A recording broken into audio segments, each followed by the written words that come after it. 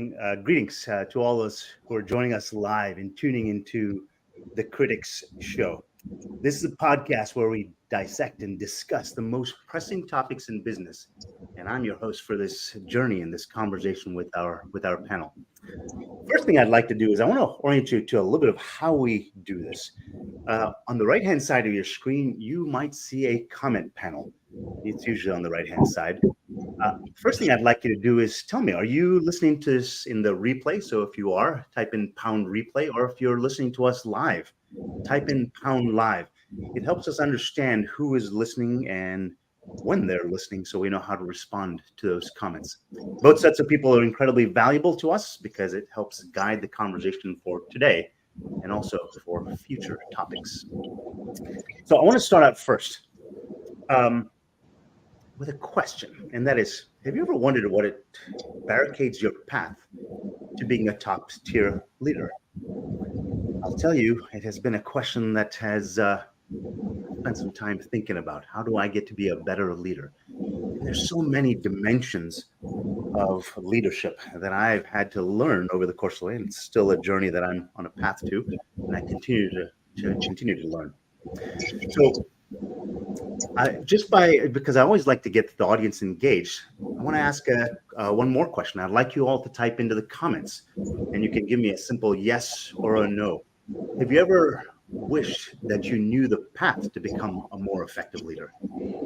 So if you could type in the comments, maybe on the right-hand side, type in a yes for yes, I'd love to become a more effective leader, or no, that really isn't something of concern to me. That helps me understand a little bit more about where you're coming from and what you're looking for. All right. When we go through this session, I hope to answer some of that, one dimension of that.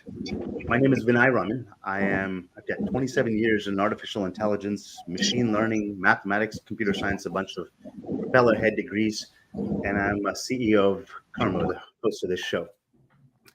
I want to do a quick check-in with my panel. Anila, how are you? I do want to do a quick sound check. Can you hear me okay? I can hear you. I'm doing well. Thank you, Vinay. Good. I'm really happy to have you. Carolyn, how about yourself? Am I loud and clear? You can hear me. How can I hear you? I hear you well. Hopefully you hear me as well. I do. And last but not least, Jennifer, I'm going to kind of throw a little bit of a monkey wrench at you. This discussion is all about leadership and kind of becoming more effective as a leader, as the bigger topic, especially around the inclusivity in the workplace. What first caused you to say, yeah, this is kind of an interesting topic to me? Mainly because I think it drives my life. Running a family business, a small business that's ever growing. That it's been in my 27 years, it's been almost like a game of Tetris of different personalities and backgrounds, and learning how there is no cookie cutter answer to who fits in what role, and making sure that everybody in the organization understands that as well, and that we all have strengths and weaknesses, and learning how to make really good people work together really well. Just because you're awesome at your job doesn't mean, or you're very knowledgeable in one area does not mean that nobody else can do that, or that you can fit. So you have to learn how to move people around and fit them well. So I hear dimensionality of human talent, right? There's lots of different dimensionality. No, there's no one size fits all human who fits all roles. Carolyn, Anila, how about you all? What was interesting about this topic, or any responses to what Jennifer said? Well, I'm going to jump in 100% to what Jennifer says, but for me, it was a slightly different perspective that triggered my interest. And I think I have had the privilege of living many, many different places, where I have been an insider and where I've been an outsider, where I've belonged very clearly and where I haven't. And the intentionality that is needed to create an inclusive workplace culture or inclusive environment, that is something that we actually have to create. So when this topic came up, I was thinking, you know what, like, yeah, it resonates with me on a personal level, but also on a professional level, because this is kind of what I strive to do at work as well. Carolyn, I want to ask you, I'm going to give you 5 seconds to think about, think for just a moment here. Gabriel says, pound live. Thanks, Gabriel, for joining in live. And I think we've got a LinkedIn user, as well as I think a LinkedIn user says there's some feedback, Carolyn, when you're unmuted. So it sounds like it might be coming through. Yeah, it might be, I don't know if my earphones were doing that, so I don't know if it's still happening. Well, I can hear you. Yeah, I think there's still a little bit of feedback, but I'd still love to hear your thoughts on either what Jennifer said, Aniela said, or just otherwise. Yeah, so I mean, really to piggyback off both, I think inclusivity, for me, I'm very geared to creating human-centric organizations and workplaces. So a big cornerstone for me is what we would call inclusivity. And there's such often divisiveness that occurs naturally, unfortunately, within environments, whether it's at work or outside. And so I think the word you said, Aniela, is to consciously and to, with certain intention, create environments where people feel they can come in, be their true selves, and not have to hide elements of who they are, which I think creates such a burden on people, creates such undue stress, and creates what then I would call an unhealthy organization. So it's really a topic that I think is more and more important as society keeps changing and a lot of pressures are out there. So how do we create environments where people don't feel like they're continually being stressed more, right? There's enough stress in our world and in our lives. So how do we help organizations be more healthy? That's how I sum it up. Inclusivity is a big role in that. Appreciate you all saying that and sharing those thoughts. I would love to hear from the audience.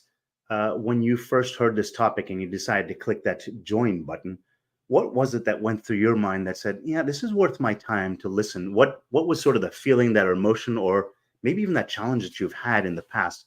I'd love to see that in the comments, or maybe even something that has been already said that really resonated with you. Please drop that in. I'd like you to share that with us. All right, so let's get rolling. I want to set, we've done a little bit already, but I want to set some ground rules for how we do this.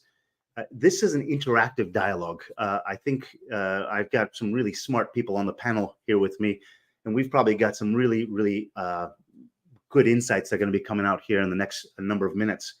But I'd like you to help us guide that conversation throughout the course of this. If you see something that is interesting to you, or somebody makes a point that really resonates with you, please type that into the comments. I'm sure somebody else will probably get some value out of it as well. Or if you have a question, something doesn't make sense, ask the question. I will tell you there's a little bit of a delay, about a minute to a minute and a half between when something is said to when you'll actually hear it. But please type those in. I will periodically try to come back and make sure we're revisiting those questions and see if we can answer those for you. Okay. So please engage us in the comments and ask us questions or suggest ideas. Okay. All right. I want to start to do a little bit of introduction so you know who is joining us. I'm going to start first with Aniela Larson.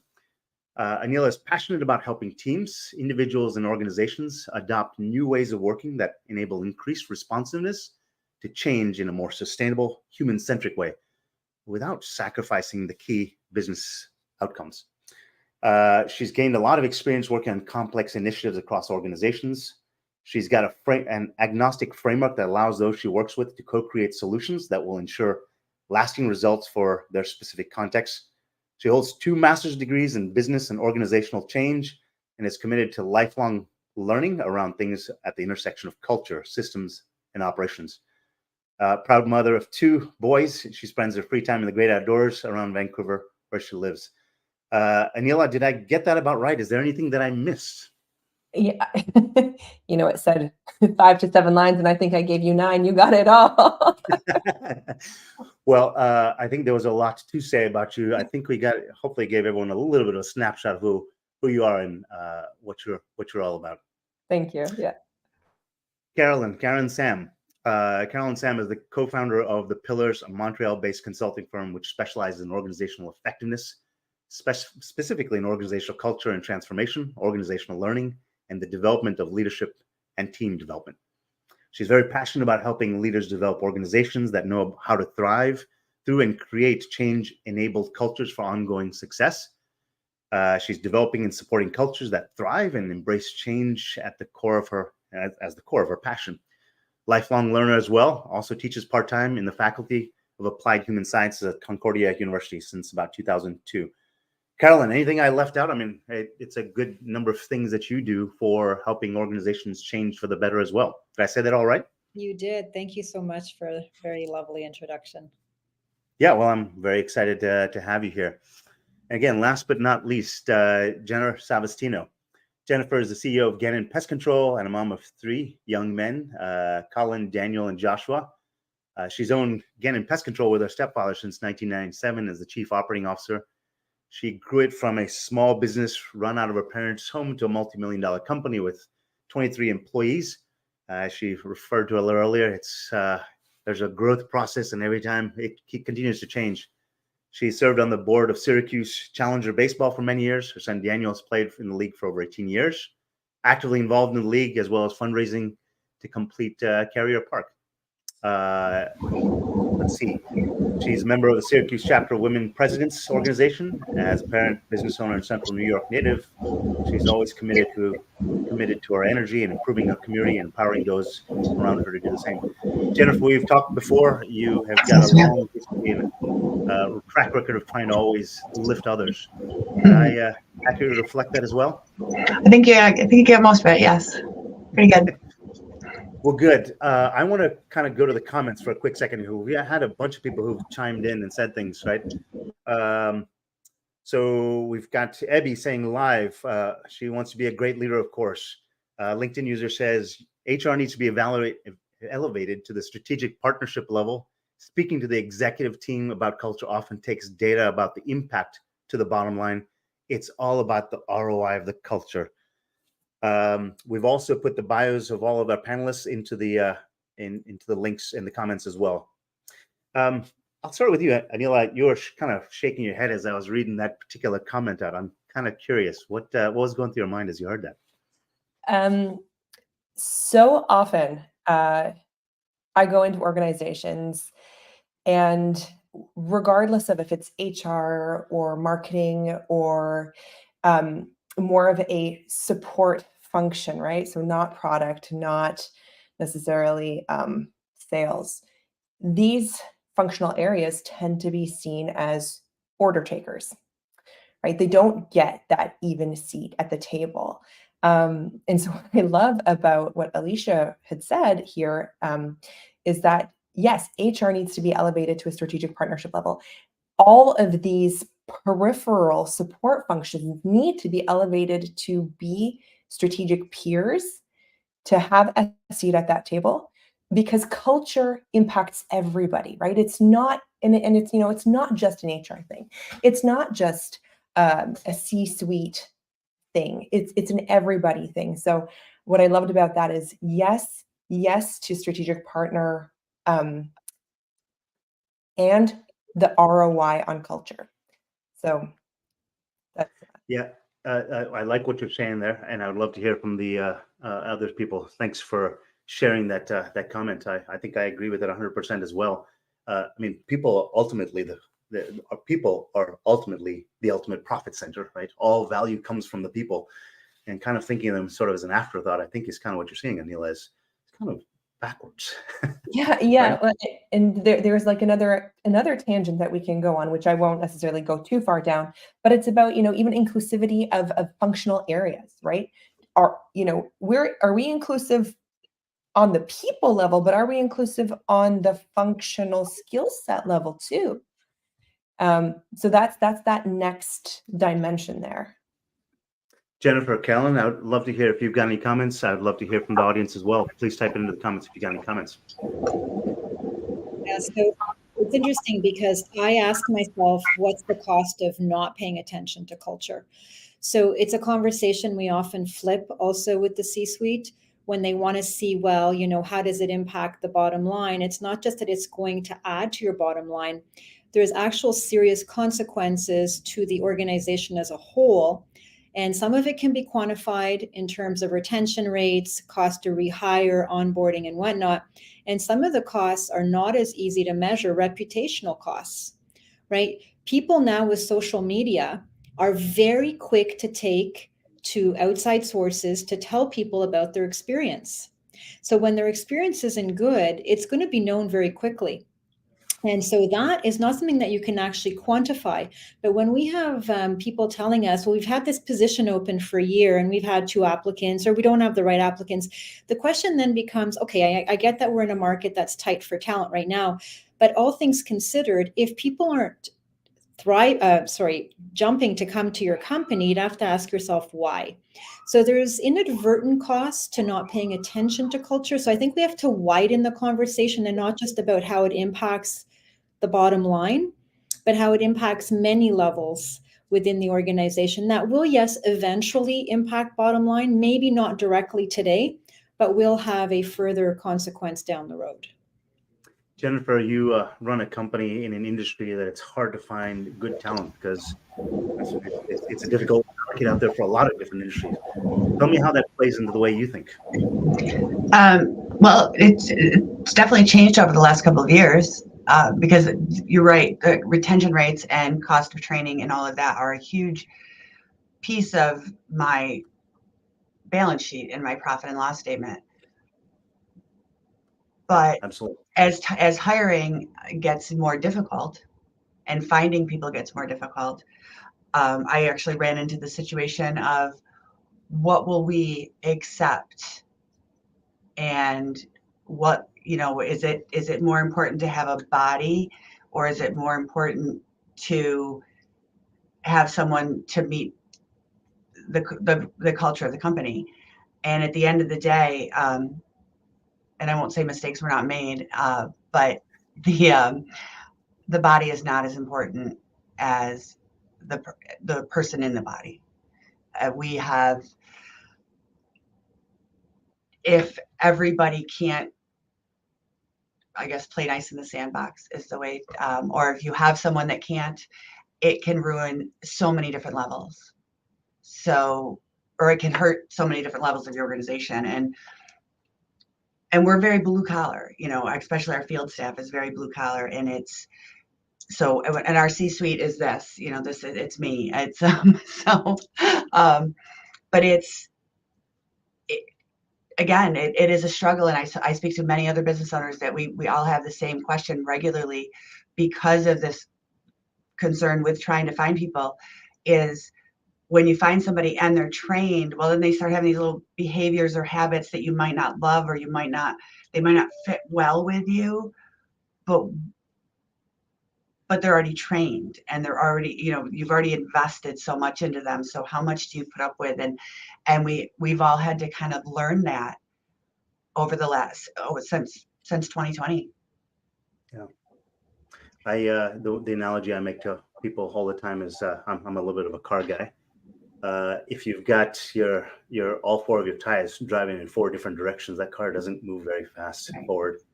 But if once you get that alignment, gosh, that car moves really fast forward and much more efficiently with a lot less gas and a lot less need for acceleration, a lot less wear on the vehicle. Just 100%. Building that alignment with what everyone is doing, it creates for a better machine, more effective and more efficient machine, right? And I think that's kind of what I'm hearing from a number of you. I'd love to hear in the comments. I got something here. It says identification and communication of cultural values can really help ensure that everyone is rowing in the same direction. This also allows challenging conversations to have context for course correction. I think that is exactly right in my mind. And here's what I'd like to do next is, as I was saying in the pre-show, I love my stories, my sort of analogies. And in high school, I was actually one of those oddball kids who actually really loved going to physics class. But there's a reason why, and that is while they teach you all the theory and stuff, once I got to crash stuff together and bang things together, I think there's that part of me that's still alive inside, that inner child. I still love seeing practical examples of how things work. And that's something I'd like to do now. Is I'd actually like to bring up a couple of screens that you can see where we won't just talk in theory about an organization. We're actually going to show you an organization with real data and real facts and different people in that organization. So we can start to talk about this inclusivity and how it might actually lead to a better bottom line. Janine, can you keep moving forward for us to that next slide? So I do want to tell everyone that you're going to see some assessments here, some visualizations that came from assessments. And anybody who joins this webinar, anybody who's in the audience, if you stay towards the end, we're going to show you how you can get one of these assessments for yourself. So you can see this exact same thing. It's $2,500 value. We're actually doing it for anybody who is part of this webinar, this live stream. They can get it for free. So stay tuned to the end and I'll show you how you can do that. All right, so I'm going to give you a little bit of a backstory here. I'm going to read a little bit off the screen, and we're setting the stage for a kind of a company, just to give you a little bit of context. And let me tell you what's going to happen here. We're going to set up this company, and what you're going to see is just small little snapshots of this organization, just individuals within the company. And the reason why is it doesn't represent the whole company. It represents those individuals, how they're showing up within that company. But if we can start to see those individuals, we can start to get a better sense of what's happening across all the individuals, across the teams, across departments, across the whole company, if we start to do these assessments. So we're just giving you a small little granular snapshot of what's happening, and it could happen for any individual company. So let me set the stage here. We've got this 15-year-old manufacturing company. They've been through a changing market over the last number of years, but they've got this really inclusive culture. That's something that they actually pride themselves on, bringing in the variety of perspectives from all of the different people. And they feel like that inclusive culture is really the strategy that's going to help them lean into the future and help them subsist and thrive in the future. Part of the problem for them as a company is all the strengths that they've had in the past. What got you here today is not going to be enough to get you through tomorrow. Anil, I see you shaking your head as I say that. Were you going to say something about that? I just agree. So all the things that we've been done, people have said, hey, I've been in business for 27 years. I've been in business for 42 years. I've been in business for 5 years. Yeah, but that's what got you here today. And this company realizes that if they're going to get through to tomorrow, they've got to change something. And hopefully by understanding more deeply about their people and what talents they bring to the table, they can get a better sense of how they can get through to tomorrow.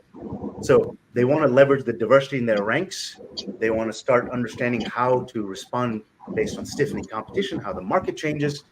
They want to make sure they get the right skilled workforce to do this so that they can attract and retain the right people, change swiftly and effectively. I want to open up to the panel. Anything I said there and sort of that backstory that kind of resonates with you, or have you seen that kind of story before?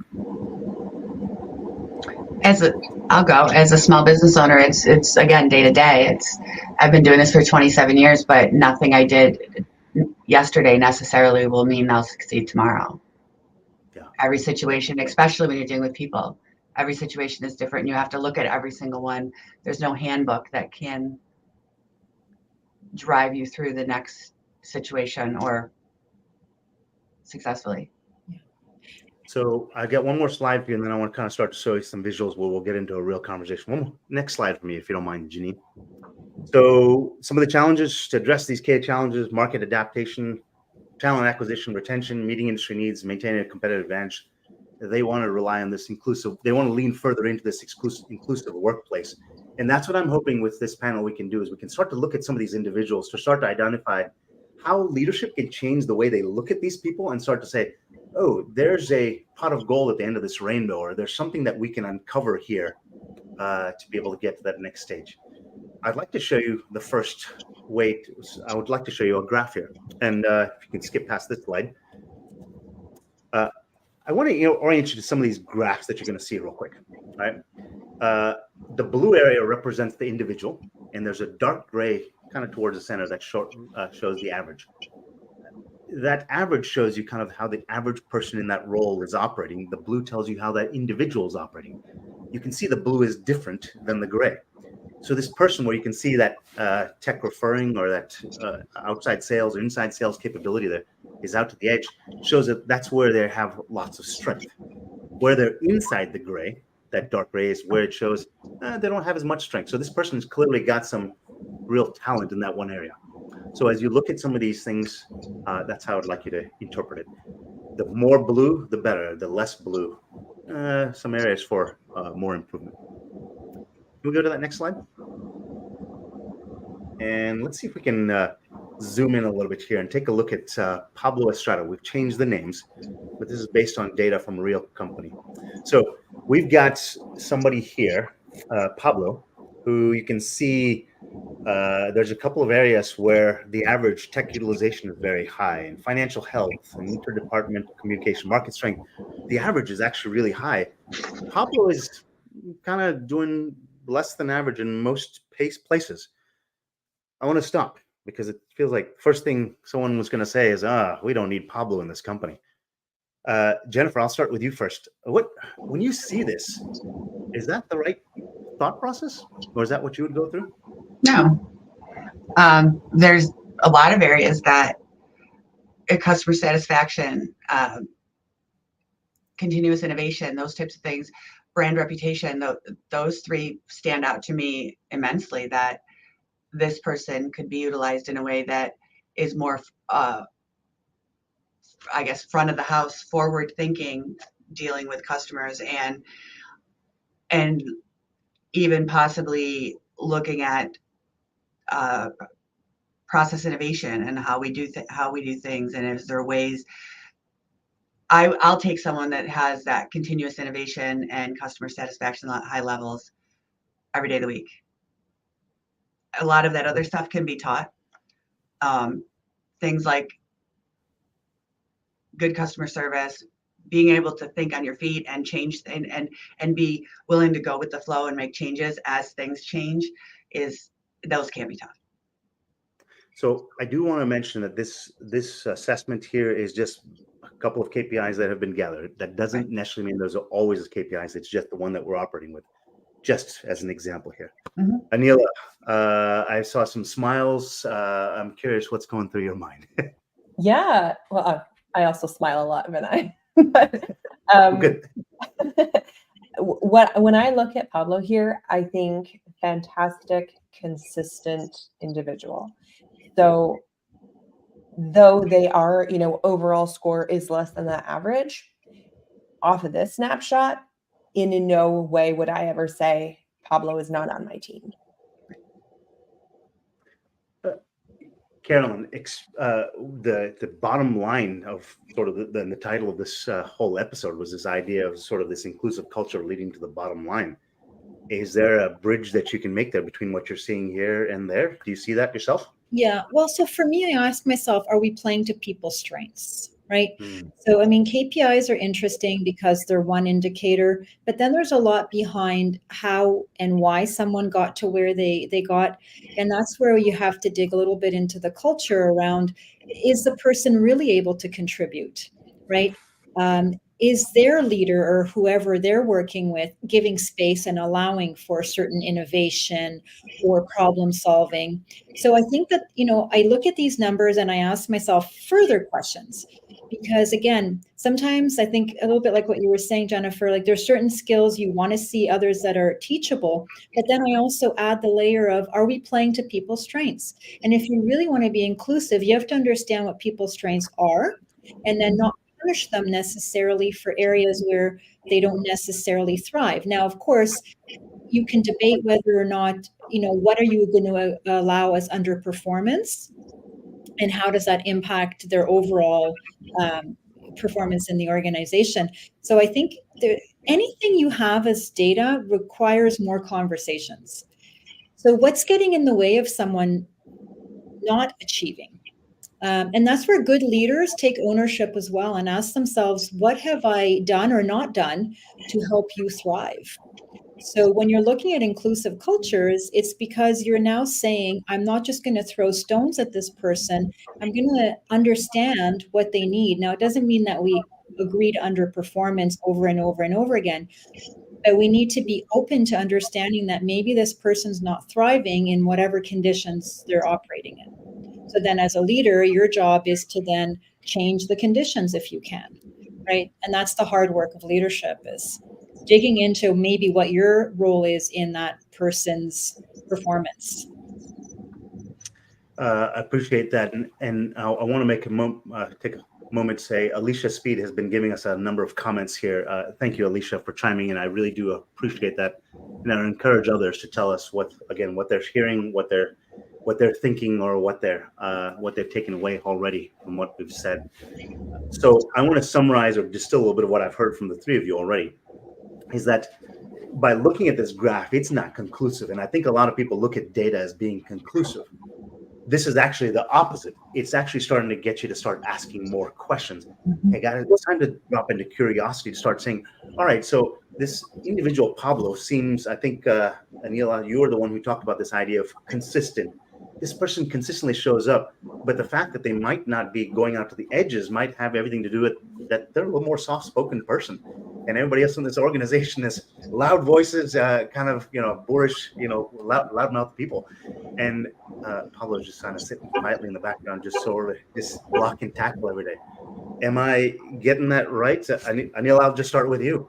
Am I getting that right? Is that what you were kind of saying? Well, I mean, there's so much that you said there. So I think the first one is like a big shout out to all the introverts in the room, because like so often you are not given the platform to engage with us loudmouths.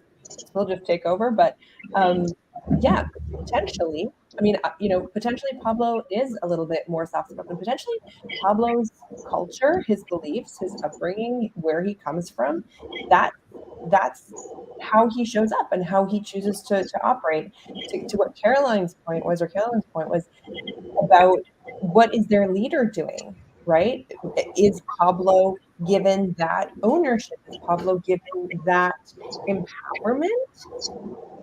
They're showing up really consistently, but we don't know enough. And so everything that we're saying about leads me to want to dig a little bit deeper and find out a little bit more about not only this individual, but the system as a whole, as it supports Pablo. So I've got a comment here. It says, amazing insight, Carolyn, to be inclusive, understand, and lean into people's strengths. Thank you for sharing that. I think I got an older comment here. It says, identification and communication of cultural values can really help ensure that everyone is rowing in the same direction. I think I actually may have read that already. Carolyn, Jennifer, any other thoughts based on what Anila said or otherwise? Just a comment to the identification and communication of cultural values. That one really speaks to me, because many organizations that I've had the pleasure of working with or accompanying put things up on a website or on a wall or whatnot, but they don't translate it into what it looks like in lived action. So therefore, you don't have this sort of common language or common understanding of what it looks like or feels like or it's supposed to be like. So then we want to judge people by something that either they don't understand what the barometer is or the yardstick, and has never, you want to talk about inclusivity, who creates values, right? Oftentimes, unfortunately, you'll see it sit at the top, right, at the C-suite. They'll decide, in some kind of meeting that here's our 3, 4, 5 top values, and they push them down. That to me is not inclusivity. That's a dictum. So if you really want people to engage and to be part and to live your values, they have to have a voice in creating them. So there, even when we talk about company values, who is involved in developing them? So that to me is that it really speaks to me, and yet I think it's a big opportunity for inclusivity, which I think organizations miss time and time again. So I want to finish up here on Pablo. I want to make a statement, and Jennifer and Anila, I would love to hear from what you think. So looking at this, I think what I've heard from all of you is this idea that we can take a look at this individual. They might be soft-spoken. They may have a lot to add, but the space has not been created for them to do that. Now, if you want to actually increase your bottom line as an organization, potentially giving that space for Pablo to speak or to express their interest, or get anyone else to just stop for long enough to Pablo's to raise his hand and say, I got a point of view that I think we ought to consider. That's how you increase your bottom line. Anila, Jennifer, any thoughts about that? I see, Jennifer, you're speaking, but you're on mute. I would agree. With what Caroline was saying, there's so many organizations that make lists of this is our mission statement. These are our goals. These are our values. And it's really, you have to live it. You have to, if your goals and your values are not born out of kindness and empathy and understanding, there you won't have inclusivity. If you have goals and values because somebody said your website needs to have them, that's not inclusivity. You need to start with, and that kindness and empathy comes with also boundaries, with rules of these are the work hours and these are the amount of time you can take off and all of those types of things. But within that realm, we need to get to know our people. And whether you have 12 levels of management or 2 like we have here, you spend the time getting to know. I think I'm more fortunate as a business owner and as a manager, because I look in the faces of my employees every single day. I know their children, I know their families. Every decision I make is bred into making sure they can put food on their table. And I think when you get to the C-suite level and you get to these higher levels, organizations get further and further away from that, and they need to find a way to get back to that and know who their people are. So. Neela? There's so much depth to what Jennifer just said, and my brain is going into like 3 or 4 different areas, just thinking, of the organization as a family, like the familial contract that we set with our organization. Or I'm also thinking about kind of the written values versus the displayed values, right? And I think that that's another facet, right? We, to Caroline's point, like the C-suite or higher ups might draft some cultural values of an intent, maybe a someday we would like to be. But if that's not reinforced by the experiences of the people who work there, if the environment is not created where those values can be lived, then those values don't mean anything. I once heard a very wise woman say that culture can be defined as the worst behavior that we allow to take place in the organization. And I think that right there is going to dictate what kind of values you have. I would hope that inclusivity would be one of those values that is displayed and enabled. I've also seen that it's often not.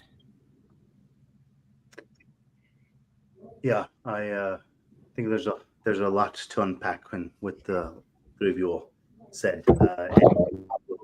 May not be feeling those core values that are posted up on the wall, may not be feeling like he in this case, maybe she is actually getting an opportunity to participate in those values that are posted up on the wall, right? I mean, Vinay, I might also add there, because Pablo, he may not want to chime in.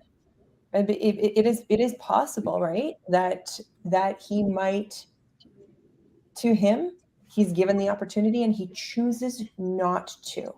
But I think that in itself is inclusivity as well, accepting that he might not want to. Yeah, that's right. Yeah.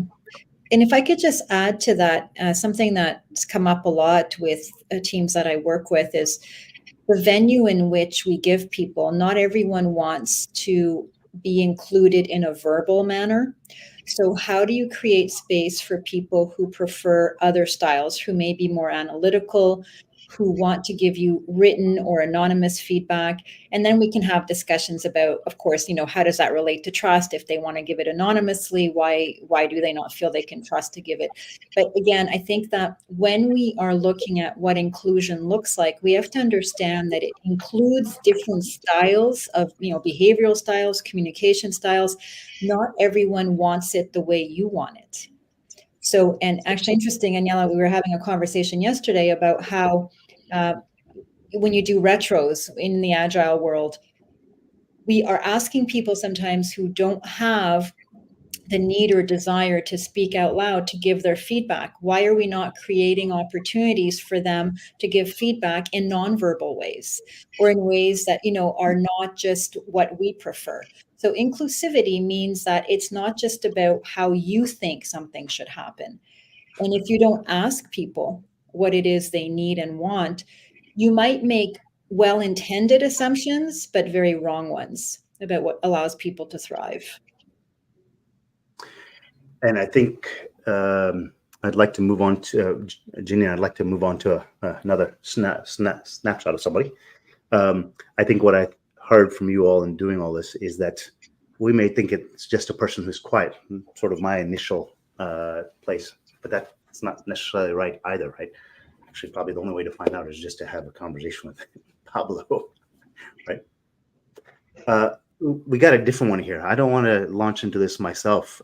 Any one of you want to try to tell me what you saw here, or I'd love to hear from comments from the audience what they're seeing when they look at this. Jenny, can you make that full screen so we can kind of see that graph a little more clearly? Carolyn, how about you? Do you feel like giving this one a shot? What are you seeing here? I mean, my quick view is that this person seems to thrive more on what you might call like the relational kind of components, things like customer satisfaction, employee satisfaction, and then maybe lesser strength in things that are process and quality or measurement kind of related. So I don't know, again, if this person is just got more strengths in some areas than in others. And again, her role, is it proportionate to her strengths, or, so I would need to understand more about why is she so low in things like strategic alignment? Does she understand what the strategy is? Does she agree to it? See, and that's where, again, when you dictate things from the top, it doesn't necessarily mean you have people's buy-in. It just means that you force something on them. So I see that maybe there's either a not aligned to something or doesn't understand it. So I would be curious. Yeah. So let me put a little more context to this. So a lot of these things have been filled out by people who've taken an assessment, right? So this is their self-assessment of their strength on each one of these dimensions. And I'm saying this for the audience's sake because you've never seen this before. So this person here, Joanne Reyes, has filled this out, and this is kind of what they're feeling about their situation, their context, right? I don't think there's a right or wrong here. That's just what it is. Yeah. Right? That's how their set of lenses or glasses that they put on every day when they show up to work looks like this. I would question if they think they need more training, because if it's a self-assessment, she obviously doesn't feel very confident in these areas then. And so how long has she been with the organization? Is there a training issue involved? I think there's a lot of questions that she's so high on one side that there's definitely a deficiency, and I don't necessarily think it's on her. That a lot of questions could be risen to raise her levels in other areas. So Jennifer, there's a phrase I heard once: "There's no such thing as bad teams, just bad leaders." Yes. And I think that might be leaning directly into that, right? Maybe this person was, over time, they thought she was doing really well in this particular role, and they kind of moved her to another role without actually giving her the support that she needed. Right, because I'm looking at process efficiency, and she scored herself pretty low on that. So could management see her as getting her work done, but it's taking her so long to do it because she struggles with it, but they don't see that because they're not paying attention to the actual day-to-day of what people are doing. So I'm going to put one other dimension here. This is sort of a qualitative assessment, right? And one of the things that we can do is we take these qualitative assessments of how somebody feels, and we actually marry that up to the actual quantitative, how they're doing, where you can actually see how they qualitatively feel and how it's making a difference in how they actually behave every day. So now you can see what the actual problem is in the middle. Anila, I'd love to hear what's kind of going through your mind. So a few things are going through my mind. One thing that strikes me when I look at Joanne here is that, is she possibly an innovator? Is she possibly a product manager or a marketer. She's high on innovation. She's lower on process efficiency and quality control. That's okay. If it in her job realm, she doesn't have to be super obsessed with quality control or process, maybe that's okay. I don't know that, but that's one of those things that strikes me when I look at this. Another thing, and it goes back to this earlier comment that we had about, are you seen as a strategic partner to the organization? The strategic alignment, she's lower there. And what I would expect to see for somebody who is, higher on the innovation satisfaction of both customer and employee, is that they might be more aligned to the organizational average on strategic alignment. So for that one, my questions are, does she not agree with the strategic direction of the organization and she's trying to push innovation? That's okay. If that's the case, right? Alternately, is she seen as an order taker in her realm? She wants to push innovation, but she can't because for whatever reason she's stymied. And then it's also, well, I would like to be strategically aligned to the organization because I think I could do this, this, and this. However, I'm a marketer and I'm just seen as the arts and crafts department, so I can't. So I want to kind of bring it back to our title again, right? This inclusive workplace leading to this more improving the bottom line. We saw Pablo, we've seen Joanne here. Being able to play to their strengths. I mean, I played a lot of soccer growing up. If I was a fullback, I played in the back. I was fast, I could run forever, but had terrible foot skills. Putting me in a position where I was going to be dribbling the ball a lot was probably not a recipe for success for the organization. But putting me in the back where I'm going to be in front of you all the time, where you can't get in, you can't take a shot on goal. That's a fantastic place to put me, right? And that's what my coach figured out. As the leader, being able to see these sort of natural talents or sort of the areas where they're showing this confidence versus this area where less training, less confidence, doesn't that really allow you to put the right person in the right position on the field? I mean, isn't that essentially what this allows us to do?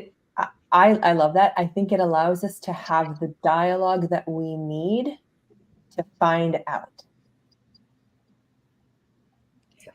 And if I could add to that, it's breaking whatever stereotype or mold you have in your head about what you think success in that role has to be, right? So even then, more and more organizations now are being, when, you might use the word inclusive, in even how objectives are written and how KPIs are developed. They're not just pushed from the top, they're co-created, right? So people can tell you how they feel they're going to thrive and what will be their optimal performance.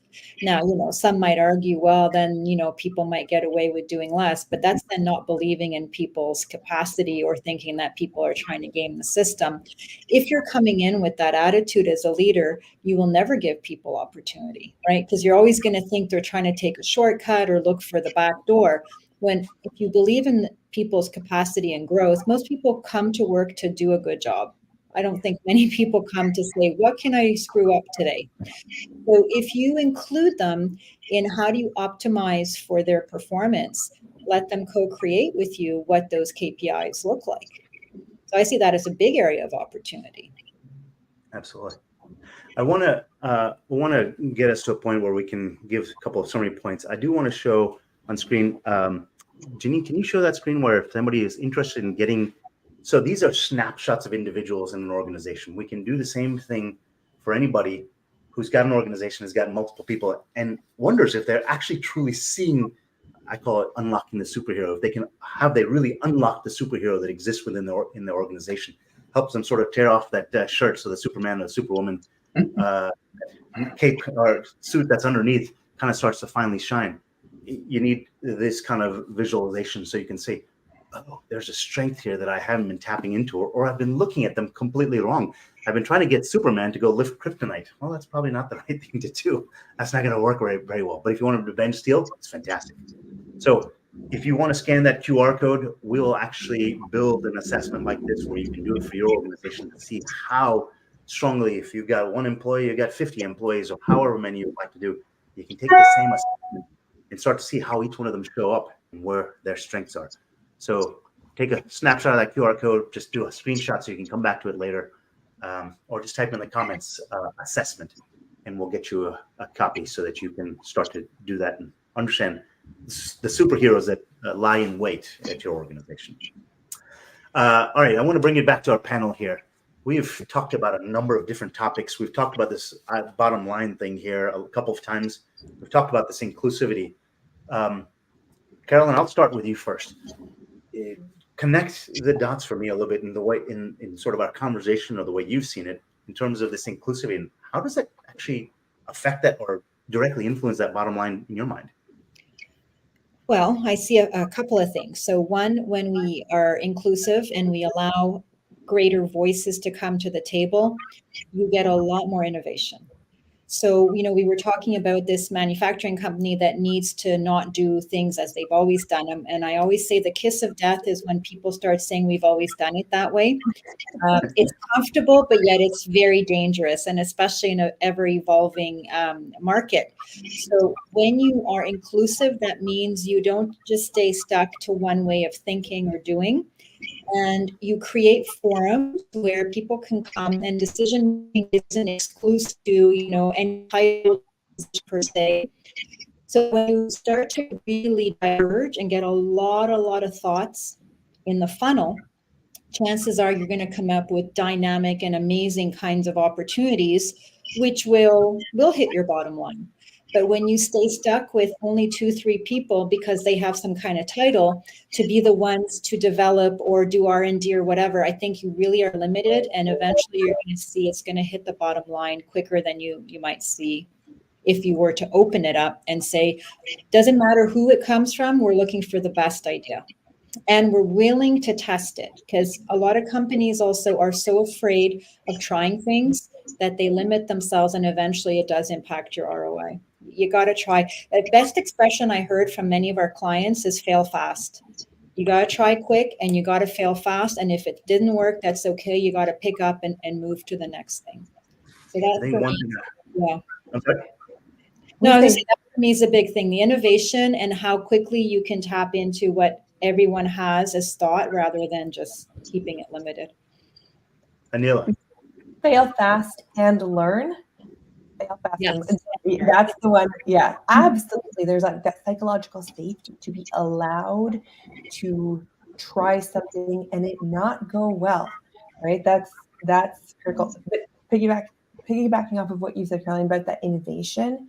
So, and how inclusivity impacts that bottom line. Not only is it innovation internally, but our markets are diverse. They are completely, chock full of people who are not like us. And so we're driving that like diversity and inclusion internally and allowing those voices to have input into whatever it is that we're developing. That's likely going to resonate with the market as well, because that they're going to be represented. And I think the best example of that is like, so I've got an agile background in daily stand-up. Okay, but daily stand-up also isn't very inclusive. So we've changed that now. We've moved away from stand-up to daily scrum, for those who are practitioners. But even the words that we use, we need to kind of start to learn and unlearn, and shift our perspectives so that we can be more inclusive. We tend to, birds of a feather flock together, right? The idea is that we tend to find those who are just like us, because that's easiest for us. But as we saw with Pablo and Joanne, there are some talents we may not be leveraging because they're not necessarily like us. And if we can leverage those talents, we unlock this treasure trove of capacity and capability that exists from those people, and they might already be sitting within your company. Well, Jennifer, your thoughts? Go ahead. I'm so sorry. I was just going to say, yeah, Vinay, or we bring them together, right? Because if Joanne is really high on interdepartmental communication and Pablo is not, well, bring them together, right? That right there is inclusivity as well. Yeah. Jennifer? I agree with what everybody is saying. I think we also need to remember that inclusivity includes people of all abilities as well. And Vinay, you and I have spoken about this in the past. This is so I have to plug it. we need to stop looking at just the degrees and things like that and start looking at actual people's abilities. And so much of our special needs community, so many people in our special needs community make amazing employees, dedicated, trainable, reliable employees that will really help your bottom line. So go there too. We have talked about that. And what my youngest actually has special needs. And I got to tell you, absolute fantastic soul. And I don't know that I would have ever seen it if I'd always looked at it through the highly analytical set of lenses that I was born with.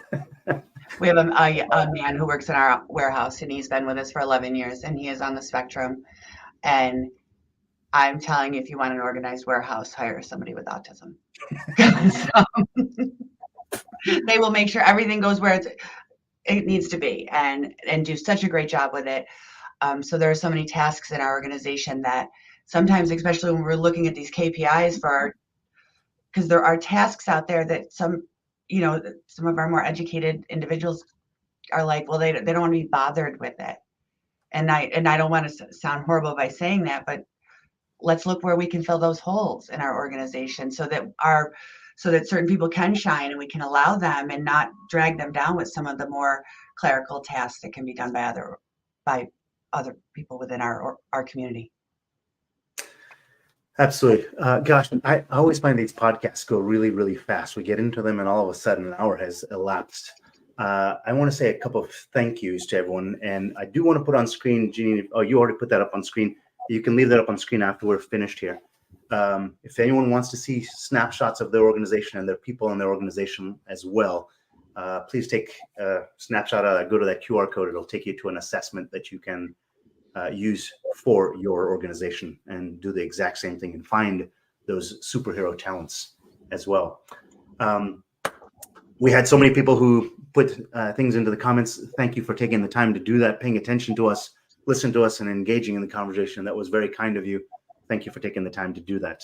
I also want to thank you, Jennifer, Carolyn, and Anila, for taking the time out of your busy lives and schedules to spend some time with me and walk through this topic. Clearly, you are all gifted in what you do, and I have probably learned a lot in this. I have learned quite a bit in this conversation, just having that conversation with you today. And finally, to the people who actually make this happen, I kind of show up, but I've got Janine, who runs this whole thing. I've got Prim, who helps with the comments and getting people engaged, and Halal, who kind of helps come up with the whole plan. I'm kind of a fraud in that sense. I show up on this camera like I've been doing a lot of work. It's actually those three who actually made this all happen. Thank you all so much for making this. Thanks so much for joining us today. Hopefully there's some good nuggets. If you'd like to see those assessments, type assessments in the comments and we'll get you the link. Thanks so much, everyone. Thank you. Thank you. If you all hang on for just a moment.